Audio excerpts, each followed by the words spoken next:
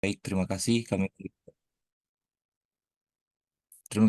kami dari kelompok praktikum Kemen Cyber akan melakukan presentasi pada modul satu. Nah, pada kali ini di lab instalasi CyberOps Workstation Virtual Machine, di sini terdapat dua part, yaitu prepare a personal atau mendownload virtual mesin itu, lalu mengimport yang di bagian part kedua. Di sini terdapat background atau skenario latar belakang dari virtualisasi komputer dan juga diminta untuk mendownload dan mengimport VirtualBox, aplikasi VirtualBox pada lab ini. Sini ada required resource atau eh, aspek spek spesifikasi komputer, yaitu minimum 2 giga RAM dan 8 giga hard disk space. Lalu juga high speed internet untuk mengakses untuk bisa mendownload Oracle VirtualBox dengan cepat, dan juga virtual machine image file. Di sini pada kali ini virtual machine image file ini yaitu CyberOps. Nah, pada part satu dia diminta untuk mendownload namun sebelum itu saya sudah mendownload kedua virtual machine ini, yaitu VirtualBox dan juga CyberOps. Langsung saja kita masuk pada part yang kedua untuk mengimport virtual machine yang ada pada VirtualBox.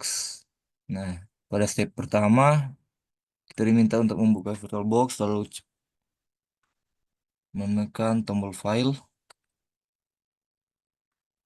Nah, dia menunya akan seperti ini. Lalu diminta untuk mengimport. Import ini ada di menu yang ada tulisan import. Nah, lalu diminta untuk mencari file atau virtual machine image, yaitu CyberOps yang telah kita download, lalu open.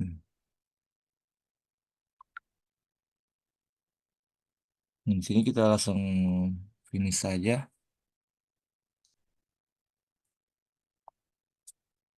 Nah, ini waktu untuk mengimport.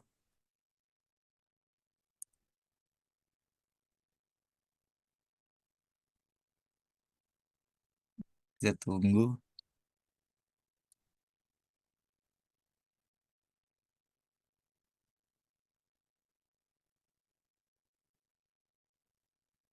Nah, setelah kita mengimport pada bagian step satu, maka menunya akan seperti ini. Tampilannya ada saber off masih dalam status power off atau masih dalam keadaan belum dinyalakan. Maka kita akan menyalakan, kita masuk pada step yang kedua, yaitu menekan tombol start untuk menyalakan VirtualBox. Nah, ini kita start.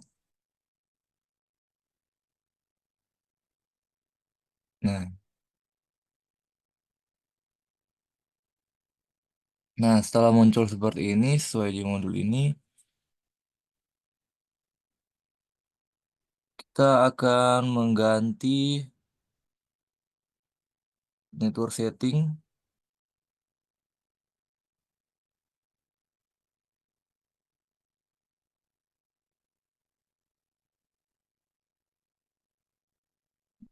pada bagian attach to bridge adapter, ganti menjadi NAT untuk bisa mengakses VS setting, eh, untuk bisa mengakses Oracle VirtualBox Manager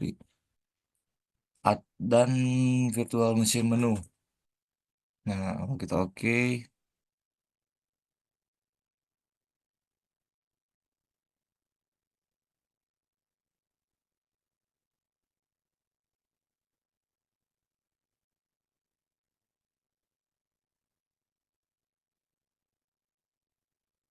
Oke.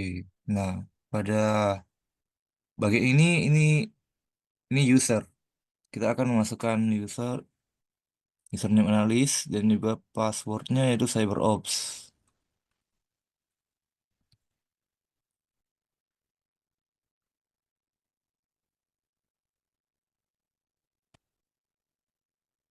Nah, setelah kita masuk, maka tampilannya akan seperti ini. Dapat kita lihat ada navbar, navigasi bar seperti ini dan juga ada file system root, dan juga home. Oke, step selanjutnya akan dijelaskan oleh teman saya.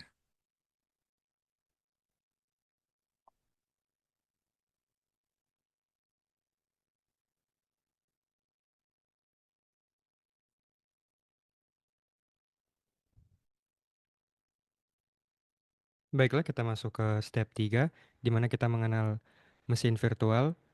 Pada mesin VirtualBox ini yang baru kita install, dapat digunakan untuk menyelesaikan berbagai lab dalam kursus ini. Berikut adalah icon yang terdapat pada launcher bar.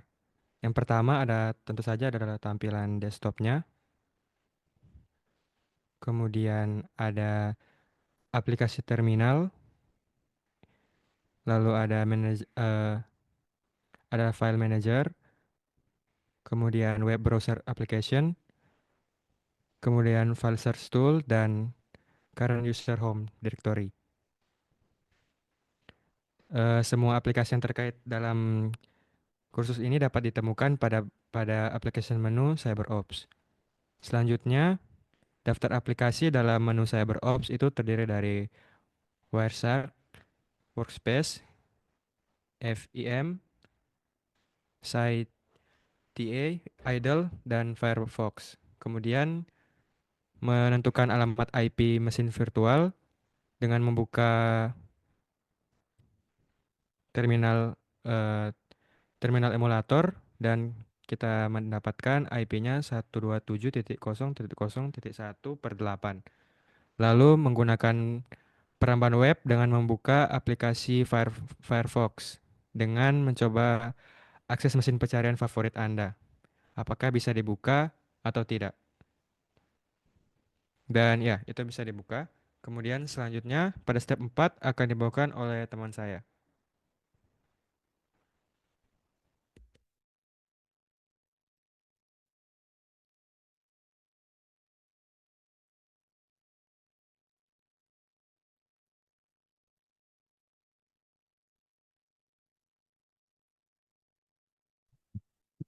Baik, pada step 4 ini kita akan men-shutdown VM. Ketika kita sudah selesai dengan VM, kita bisa meng-save VM ini dengan klik file di atas kiri, kemudian kita close. Di sini kita bisa pilih untuk save to machine state, atau kita bisa send the shutdown signal. Di sini kita pilih save dulu.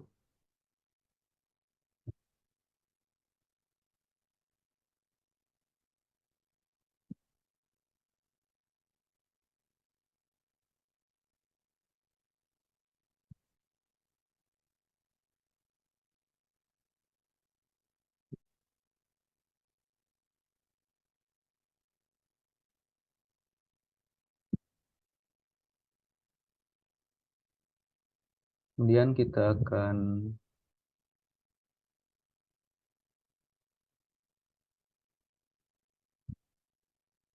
pilih power off machine.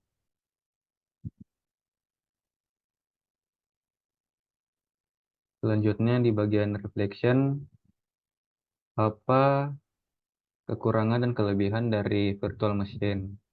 Di sini ada keuntungannya, itu adalah VM berjalan secara terpisah dari host, sehingga dia jadi lebih aman. Kemudian dia dapat digunakan untuk menguji perangkat lunak atau malware tanpa merusak host, dan juga dapat menjalankan beberapa sistem operasi tanpa memerlukan perangkat tambahan. Kekurangannya yaitu VM berbagai sumber daya dengan host, sehingga lebih lambat daripada sistem fisik. Beberapa fitur misalnya jaringan, itu perlu diatur secara manual. Selanjutnya kita masuk pada lab Cyber Security Case Studies. Objektifnya di sini kita akan meresearch dan menganalisis kasus cyber security atau insiden cyber security.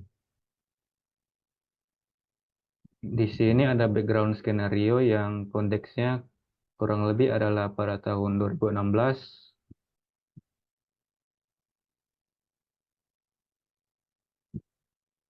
Di sini ada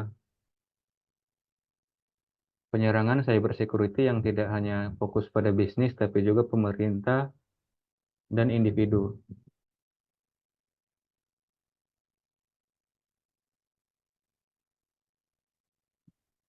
Required resource-nya adalah PC atau mobile device dengan akses internet. Task 2, conduct search of high profile cyber attacks. Di sini kita akan memilih target credit card breach. Untuk kasus yang kita pilih adalah target credit card breach. Kemudian kita akan menulis analisa dari cyber attack. Who were the victims of the attacks? Korban utama adalah target corporation, salah satu peritel terbesar di Amerika Serikat. Selain itu, sekitar 40 juta pelanggan yang bertransaksi antara 27 November dan 18 Desember 2013 juga menjadi korban karena informasi kartu kredit dan debit mereka dicuri. Teknologi apa dan alat apa yang digunakan dalam penyerangan? Penyerang menggunakan kredensial yang dicuri dari vendor pihak ketiga untuk mengakses jaringan target. Mereka menginstal malware pada sistem point of sale untuk mengumpulkan data kartu pembayaran pelanggan. Kapan penyerangan terjadi? Serangan berlangsung antara 27 November dan 18 Desember 2013. Periode di mana data kartu pembayaran pelanggan dicuri. Kemudian sistem apa yang jadi target? Sistem yang menjadi target adalah sistem point of sale di toko-toko target di seluruh Amerika Serikat. Motivasi penyerang dalam kasus ini dan apa yang ingin mereka capai, motivasi mereka adalah keuntungan finansial melalui pencurian data kartu pembayaran pelanggan yang kemudian dapat dijual atau digunakan untuk transaksi penipuan. Outcome dari attack itu adalah yaitu sekitar 40 juta data kartu kredit dan debit serta 70 juta informasi pribadi pelanggan terekspos. Target menghadapi kerugian finansial yang signifikan, termasuk biaya hukum, kompensasi kepada pelanggan, dan kerusakan reputasi. Selanjutnya saya akan serahkan kepada teman saya.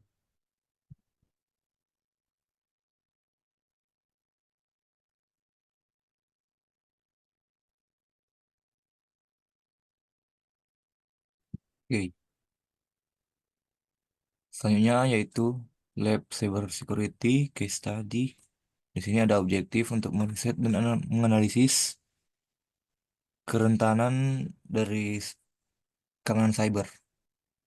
Di sini terdapat background atau skenario. Ah, sini. Mohon maaf.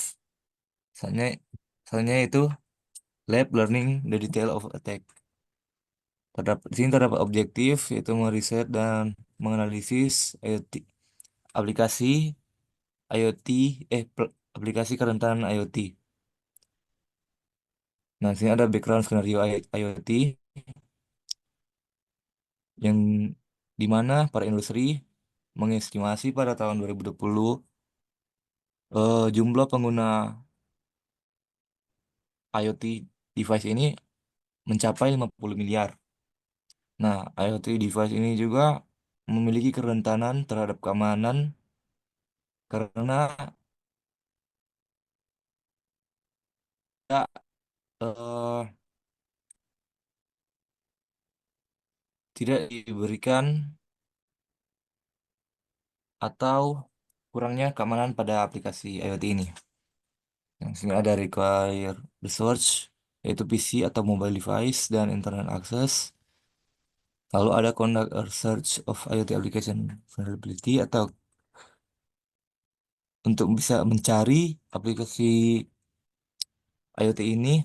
Di sini ada Cisco, IoT Resource, IT Security Foundation, dan juga Business Insider IoT Security Threats. Di sini dari ketiga ini kita diminta untuk memilih salah satu, eh, memilih untuk melihat kerentanan dari aplikasi IoT tersebut. Nah, pada yang pada step yang pertama yaitu apa kerentanan dalam aplikasi IoT. Nah, kerentanan dalam Internet of Things atau IT ini dapat bervariasi tergantung pada sektor yang terlibat. Beberapa dari faktor yang terlibat adalah berikut. Yang pertama yaitu industri. Platform industri ini memiliki kerentanan yang dapat memungkinkan pelaku ancaman mendapatkan akses tidak sah ke gateway IoT industri, yang dapat mengakibatkan gangguan operasional atau pencurian data sensitif. Yang kedua yaitu sistem energi. Pasok, pasar pasokan energi domestik, contohnya di mana teknologi IoT yang dihadapi konsumen terhubung kembali ke infrastruktur IoT yang berfokus pada utilitas. Kerentanan dalam sistem ini dapat dimanfaatkan untuk mengganggu pasokan energi atau mencuri data konsumsi energi pengguna. Lalu yang ketiga, kesehatan. Peneliti menemukan 19 kerentanan yang disebut Ripple 20 atau 20 yang mempengaruhi jutaan perangkat medis IoT. Kerentanan ini dapat memungkinkan penyerang mencuri data, mempengaruhi fungsionalitas perangkat medis seperti pompa infus atau menyebabkan kegagalan fungsi perangkat. Lalu yang terakhir yaitu pemerintah. Serangan terhadap pemerintah dan infrastruktur kritis dapat mencakup upaya untuk meretas sistem pemerintah atau infrastruktur penting seperti sistem kelistrikan atau air yang dapat mengakibatkan gangguan layanan publik atau pencurian data sensitif. Lalu eh, pertanyaan yang kedua, yaitu siapa yang mengeksploitasi. Pelaku yang mungkin mengeksploitasi kerentanan ini meliputi industri, sistem energi, kesehatan, dan pemerintah. Nah, yang industri ini yaitu penjahat cyber atau pesaing bisnis yang ingin mencuri data sensitif atau mengganggu operasi industri. Kalau sistem energi, kelompok peretas yang didukung negara atau teroris cyber yang bertujuan mengganggu infrastruktur kritis untuk menciptakan ketidakstabilan. Kalau ada kesehatan, penjahat cyber yang ingin mencuri data medis untuk dijual di pasar gelap atau untuk pemerasan. Dan yang pemerintah, kelompok spionis atau aktor negara yang ingin mencuri informasi rahasia atau mengganggu layanan pemerintah. Lalu pertanyaan yang ketiga, why does the vulnerability exist? Nah, kerentanan ini ada karena beberapa alasan. Antara lain, kurangnya pertimbangan keamanan dalam desain. Banyak perangkat IoT dirancang tanpa mempertimbangkan aspek keamanan yang memadai, sehingga membuka celah bagi penyerang. Yang kedua, sistem operasi dan perangkat lunak usang. Banyak perangkat IoT dijual dengan sistem operasi dan perangkat lunak yang sudah usang dan belum diperbarui, sehingga rentan terhadap eksploitasi. Dan yang terakhir, konektivitas yang luas. Konektivitas yang luas dan kurangnya standar keamanan yang konsisten membuat perangkat IoT lebih rentan serangan.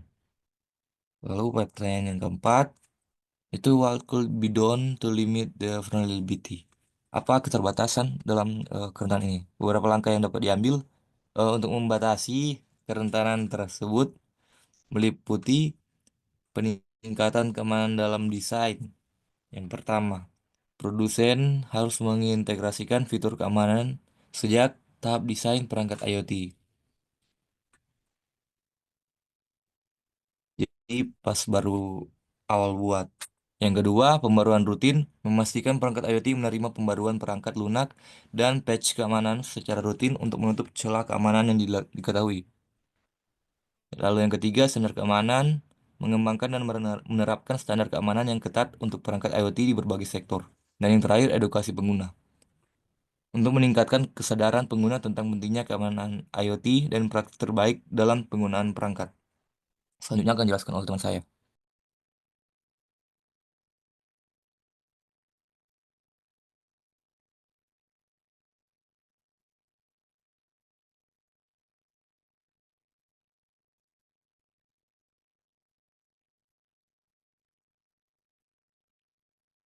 Kita masuk pada bagian visualizing di Black Hats. Objektifnya di sini adalah research dan menganalisis cyber security incident. Background atau skenario di sini pada 2016 bisnis mengalami sekitar 400 juta dolar kerugian per tahun akibat serangan cyber. Pada lab ini kita akan membuat 3 hypothetical cyber attack dengan satu organisasi attack dan metode metode untuk pencegahan. Langsung saja kita masuk ke tes 4. Siapa penyerangnya? Yang pertama, untuk yang pertama ini seorang peretas independen dengan nama samaran Shadowhawk.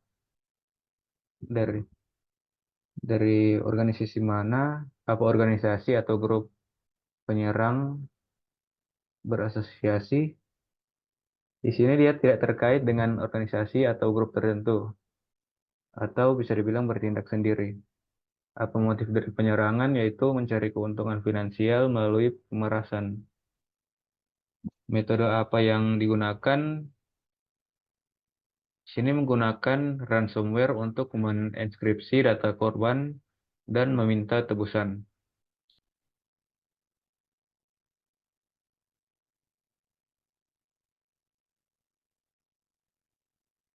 Apa target? Apa kelemahan target yang digunakan pada bisnis?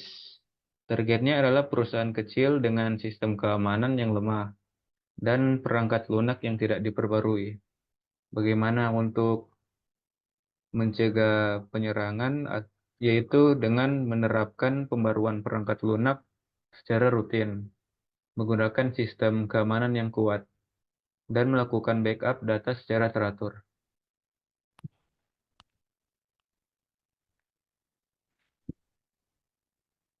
Selanjutnya pada tas 5, eh, siapa pelaku serangan? Yaitu adalah kelompok peretas yang dikenal sebagai Dark Web Elite. Kemudian pada bagian B, kelompok atau organisasi apa yang terkait dengan pelaku? Yaitu kelompok peretas internasional yang terorganisir. Yang C, apa motif serangan mereka? Mereka ingin mencuri data sensitif untuk kemudian dijual di pasar gelap. Bagian D, metode serangan apa yang digunakan mereka menggunakan teknik phishing. Eh, Mereka menggunakan teknik phishing atau penipuan melalui email atau pesan dan mengeksploitasi kerentanan zero day atau celah keamanan yang belum diperbaiki. Pada bagian E, apa target dan kelemahan yang dimanfaatkan dalam serangan ini? Targetnya adalah perusahaan teknologi dengan data pelanggan yang luas, kerentanannya adalah kurangnya pelatihan keamanan karyawan, dan sistem yang tidak diperbarui. Kemudian yang terakhir, bagaimana cara mencegah atau mengurangi resiko serangan ini? Dengan memberikan pelatihan keamanan cyber kepada karyawan, menerapkan pembaruan sistem secara rutin, dan menggunakan sistem deteksi intrusi.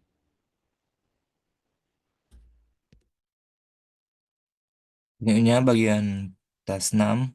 Yang pertama, yaitu siapa penyerangnya, yaitu Black hat hacker, seorang individu atau kelompok yang melakukan serangan cyber dengan tujuan mencuri data, merusak sistem, atau memperoleh keuntungan finansial.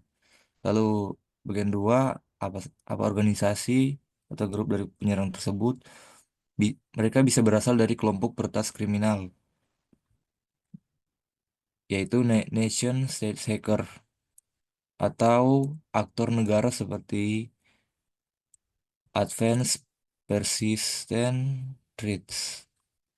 Nah, atau peretas independen yang mencari keuntungan pribadi. Lalu bagian ketiga, apa motif dari penyerang?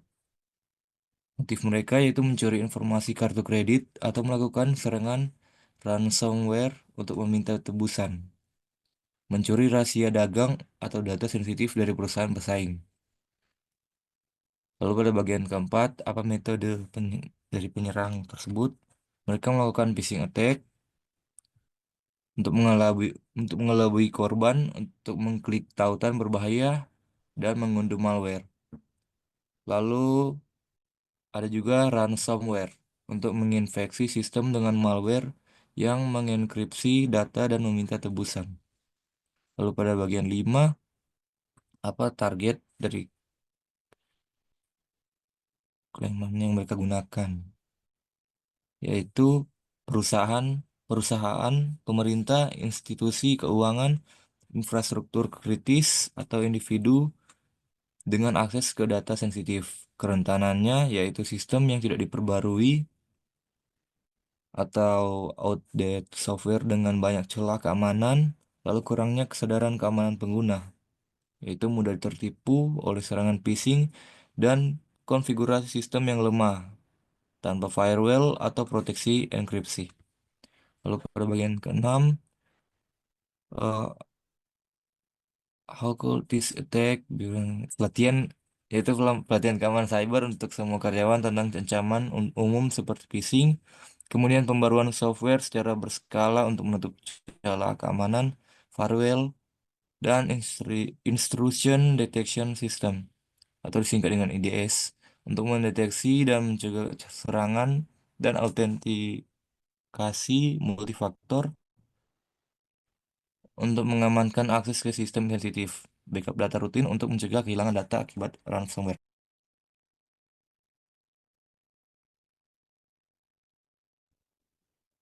Eh, Lab selanjutnya yaitu menjadi seorang defender dengan tujuan meneliti dan menganalisis persyaratan menjadi pembela jaringan atau network defender. Ringkasnya, di era digital, meningkat meningkatnya konektivitas juga meningkatkan risiko keamanan. Keamanan cyber menjadi profesi yang berkembang pesat dengan tugas seperti konsultasi, investigasi, dan manajemen risiko. Profesional di bidang ini harus mampu merancang dan menerapkan strategi keamanan serta melakukan analisis ancaman. Untuk mendapatkan pekerjaan bergaji tinggi di bidang ini diperlukan kualifikasi yang tepat, termasuk sertifikasi industri yang sesuai. Kemudian pemilihan sertifikasi harus disesuaikan dengan jalur karir yang diinginkan. Lalu pada bagian step 7, mencari sertifikasi keamanan cyber. Menggunakan mesin pencarian favorit Anda untuk mencari sertifikasi keamanan cyber yang paling banyak dimiliki oleh para profesional, bukan yang paling banyak diminta oleh perusahaan. Di sini ada CISSP, Certified Information System Security Professional, kemudian CISA, Certified Information System Auditor, kemudian ada CISM, Certified Information Security Manager, kemudian ada CompTIA Security, lalu ada Certified Ethical Hacker, kemudian ada GIAC Security Essential Certification, lalu ada System Security Certified Practitioner. Lalu kita pilih 3 sertifikasi dan jelaskan detailnya. Di sini yang pertama memilih Certified Information System Security Professional dengan vendornya ESG, jenisnya itu adalah netral vendor. Jumlah ujian 1 ujian, persyaratan minimal 5 tahun pengalaman kerja di 2 atau lebih dari 8 domain CISSP. Topik yang dicakup keamanan dan manajemen risiko, keamanan aset, arsitektur, dan rekayasa keamanan, komunikasi dan keamanan jaringan, identitas dan manajemen akses, kemudian penilaian dan pengujian keamanan, operasi keamanan, keamanan pengembangan perangkat lunak. Selanjutnya CompTIA Security, di mana vendornya adalah CompTIA, jenisnya netral vendor, jenis ujian satu ujian, jumlah ujian satu ujian, persyaratannya tidak ada persyaratan pengalaman kerja formal. Namun pengalaman dalam jaringan dan keamanan informasi direkomendasikan. Topik yang dicakup ancaman, serangan, dan kerentanan, arsitektur dan desain, implementasi, operasi dan respon insiden, manajemen risiko. Kemudian yang terakhir, Certified Ethical Hacker atau CEHA. Kemudian vendornya adalah AC Council, jenis netral vendor, jumlah ujian satu ujian, persyaratan 2 tahun pengalaman kerja di bidang keamanan informasi, atau mengikuti pelatihan resmi AC Council. Topik yang dicakup itu teknik peretasan etis, pengujian penetrasi, keamanan jaringan, dan metodologi peretasan. Kemudian pada bagian 8, meneliti pekerjaan di bidang keamanan cyber. ID.com adalah salah satu situs pencarian kerja terbesar di dunia. Gunakan browser Anda untuk mengakses ID.com dan cari pekerjaan di bidang keamanan cyber yang diposting dalam 2 minggu terakhir. Pada bagian A, berapa banyak lowongan baru yang diposting dalam 2 minggu terakhir, yaitu pada bulan Maret 2025 terdapat lebih dari 100 lowongan pekerjaan di bidang keamanan cyber yang tersedia di ID.com. Pada bagian B, berapa kisaran gaji untuk 10 lowongan teratas. Rentang gaji untuk 10 listing teratas juga akan bervariasi berdasarkan lokasi, pengalaman, dan spesialisasi. Umumnya itu posisi keamanan cyber menawarkan gaji yang kompetitif. Pada bagian C, kualifikasi apa yang paling sering diminta oleh perusahaan? Yang pertama itu adalah gelar sarjana di bidang teknologi informasi, ilmu komputer, atau bidang terkait. Lalu ada pengalaman kerja dalam keamanan informasi atau bidang terkait. Lalu ada pemahaman tentang protokol jaringan, sistem operasi, dan alat keamanan. Dan yang terakhir, keterampilan analitis dan pemecahan masalah yang kuat. Pada bagian D, sertifikasi industri apa yang dibutuhkan oleh perusahaan? Yang pertama itu adalah CISSP, kemudian CompTIA Security, CSH, CISA, dan CS, CISM. Lalu yang E, apakah ada sertifikasi yang sesuai dengan yang ditemukan pada langkah 7A? Ya, sertifikasi yang disebutkan di atas sesuai dengan yang terdaftar dalam langkah 7A. Kemudian yang terakhir, cari sumber daya online untuk mengasah keterampilan hacking berikut dalam beberapa platform yang memungkinkan Anda menguji keterampilan peretasan secara legal. Yang pertama itu ada Hack the Box, platform yang menawarkan berbagai tantangan pengujian penetrasi dalam lingkungan yang aman dan legal. Kemudian ada Try Hack Me, menyediakan lab interaktif dan ruang belajar untuk meningkatkan keterampilan keamanan cyber. Kemudian ada Over the Wire, kumpulan permainan perang yang berfokus pada berbagai aspek keamanan komputer dan jaringan.